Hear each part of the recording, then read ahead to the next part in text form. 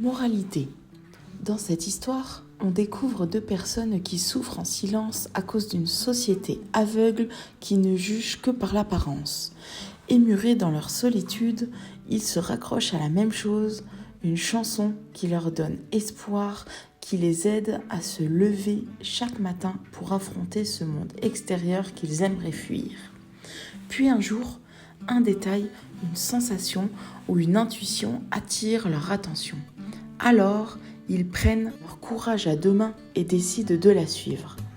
Bien évidemment, il suffit d'un événement ou d'une seule personne pour tout faire basculer, un effet déclencheur qui vient bouleverser notre quotidien. Notre chemin de notre vie est déjà écrit, mais à l'encre invisible. Cependant, il nous laisse parfois des indices et c'est à nous de savoir les décrypter, d'apprendre à les écouter et oser les suivre en affrontant nos peurs, apprendre à se dépasser soi-même. J'ai mis plusieurs années avant de trouver le courage de franchir ce cap et aujourd'hui, je suis parfois compressée comme dans un étau avec la peur de ne pas y arriver et certains jours, je me sens libre, en accord avec moi-même face à mon choix. Mais je continue, gardant en tête que pour la première fois de ma vie, je fais ce qui me plaît. J'ai pris pour habitude de décrire mes émotions actuelles comme suit.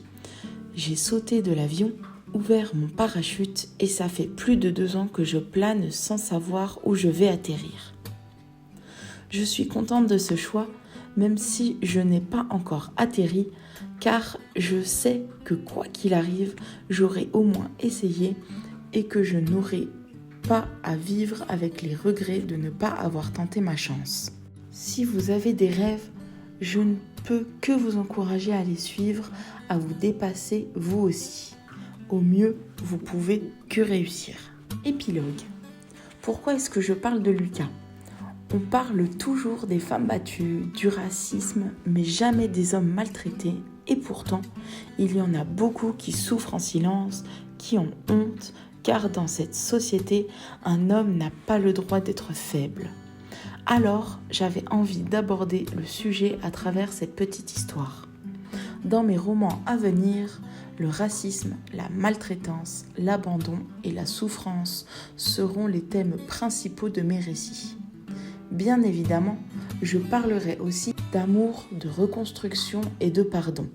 J'espère que cette petite histoire vous aura plu et je vous dis à très vite pour de nouvelles aventures.